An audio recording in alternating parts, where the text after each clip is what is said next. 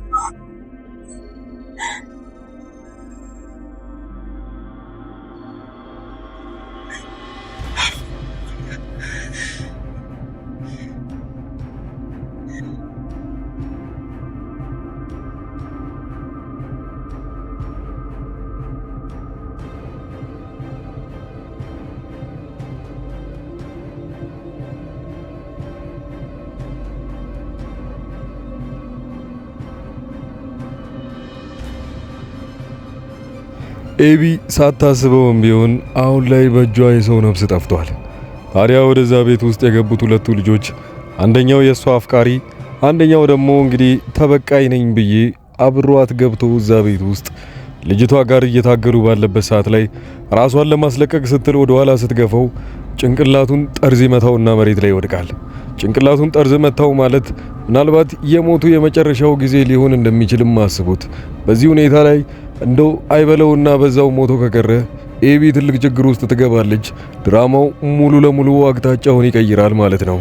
ኤቢ እንደተባለውም ከሆነ የሰው ነፍስ የምታጠፋ ከሆነ ወደ ውጪ እንዳይወጣባትና ይህንን ሁሉ መረጃ ለመደበቅ ሲል ሙሉ ቤተሰቡ ከኤቢ ጋር ይተባበር ይሆን ወይንስ እሷ እንድትታሰር የሚያደርጉትን ነገር በዚሁ ድራማ ላይ እናያለን።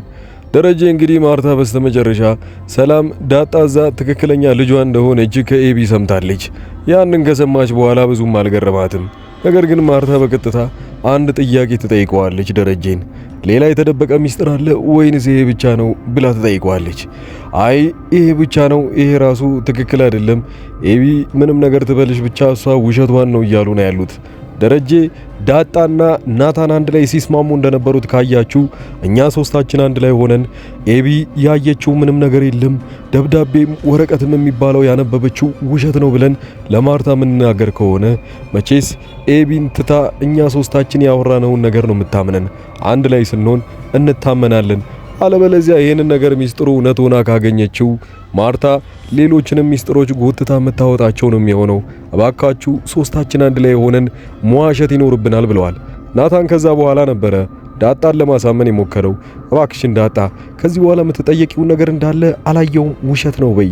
በዛ ላይ ዳጣ አንድ ነገር ኤቢ ለማርታ የነገረቻት አንድ ነገር አለ።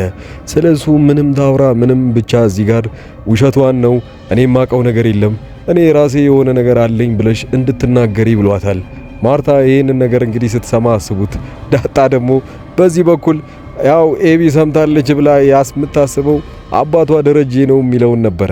ነገር ግን ኤቢ ሰላም ትክክለኛ እናትሽ ናት ብቻ ብላ ስታወራ እዚህን ሰዓት ላይ ዳጣ ትደነግጣለች። ምክንያቱም የማታውቀው ሚስጥር ነው እሷ ያወራችው።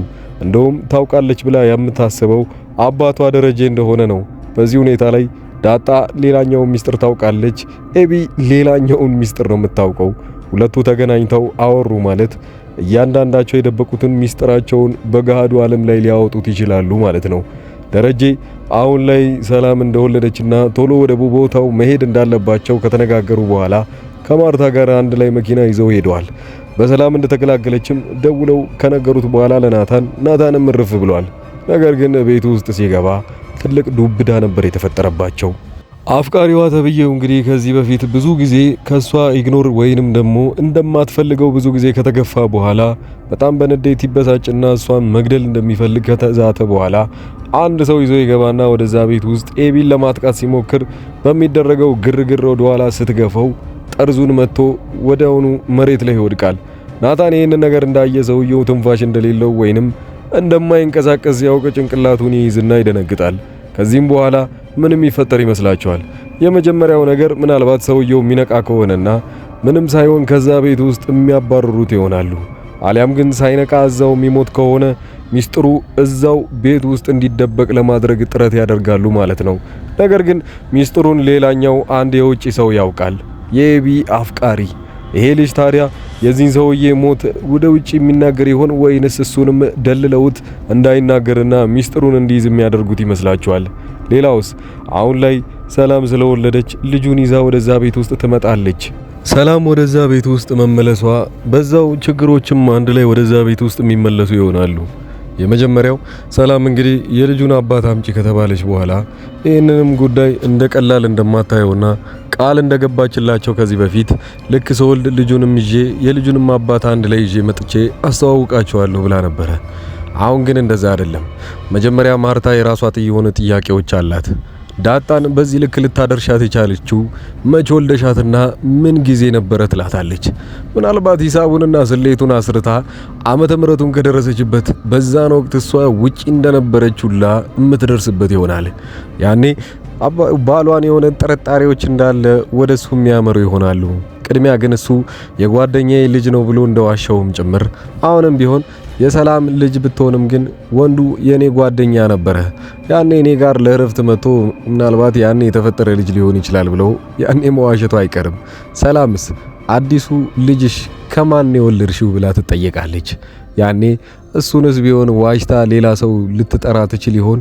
የእሷንም ክብር እንደሚያወርድባትም ጭምር በዚህ ሁኔታ ላይ አዲሱ የልጁ አባት ማን ነው ብላ ማንን ልታስተዋውቅ ትችላለች? ሰላም በነገራችን ላይ በራሷ አቋም ስትመለስ እውነታውን እንደምትናገርና ልጆቼ ሁለቱም ቢሆኑ ከዚህ ቤት እንደሚካፈሉና ድርሻ እንዳላቸው ሁላ አስባን የመጣችው ያንን ትናገር ይሆን ወይንስ ደረጀን የምትረዳው ይመስላችኋል? ደረጀ ምን ያህል ጨካኝ እንደሆነ ኤቢ ላይ አይታችኋታል። ኤቢ ለምታውቀው ሚስጥር ሁሉ እንደጠላትና ከዚህ በኋላ እኔ በሞትም መቃብሬ ላይ ሁላ እንድትመጪ አልፈልግም ብሎ እንደዛ ሲያጥላላት እንደነበር አይታችኋል። ያን ምን ያህል ጥፋት ቢሆንብኝ ነው ይሄን ያህል አባቴን ያስከፋውት? እኔ አትናገር ያለኝን ነገር ስለተናገርኩ ሳይሆን ለምንድነው ከዚህ ሁሉ ሚስጥር ጀርባ ምን ቢደብቅ ነው እሱ ራሱ በዚህ ልክ እኔን እንደዚህ ሊጠላኝ የቻለው ብላለች። ነገር ግን በዚህ ሁኔታ ላይ አንዴ ነግረዋለች ወይንም ደግሞ ሚስጥሬን ተናግራለች ብሎ ስለሚያስብ ደረጀ ያንን በር ከፍቶላት ከዚህ በኋላ ነፃ እንደሆነችም ጭምር ይነግራታል። ነገር ግን እንደ ልጇ እንደማያየትም ጭምር ረግሟት ነበር ከዛ ቤት የወጣው። ቀጣይ ክፍል ላይ ምንም እንጠብቅ ይመስላችኋል? እውነት ኤቢ በስተት የገፈተረችው ልጅ ተርፎ እናገኘው ይሆን ወይንስ የሱ ሞትም ድጋሚ ሌላ መዘዝ ይዞ የሚመጣ ይመስላችኋል? በዚሁ ድራማ ላይ ያላችሁን አስተያየት ኮሜንት ላይ ያስቀመጣችሁልኝ የግል ስራዬን ላስተዋውቃችሁ። እዚሁ አዲስ አበባ ውስጥ ቁጭ ብዬ በህጋዊ መልኩ ሰዎችን ወደ አረብ ሀገራት እየላኩ ስለምገኝ ወንዶችም ሴቶችም በዚህ ላይ የምትፈልጉትን እርዳታ ከፈለጋችሁ ከስር በማስቀምጥላችሁ ቁጥር እኔን በቴሌግራም በዋትስአፕ እና በኢሞ ማናገር ትችላላችሁ። መልካም ጊዜ።